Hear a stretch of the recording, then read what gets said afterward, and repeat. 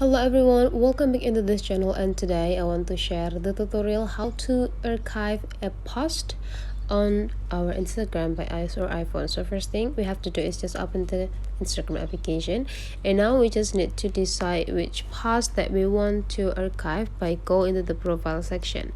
And you can see here I want to archiving this post since this post is quite boring too, okay, compared to others. So I want to archive this. So by archiving a content, you will not gonna delete or remove this content permanently from your phone. You just like hide it so that this content will not gonna appear in this profile. So that is the function of archive features. So okay, to archiving this content, you just need to go into this three small button, and after that you just need to click a archive right there.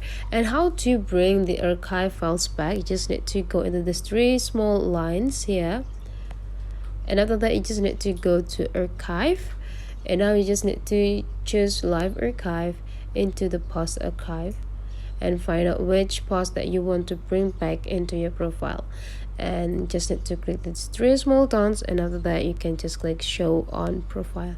That's all the way how to archive your post in Instagram. If you find that this tutorial is useful for you, don't forget to subscribe into this channel.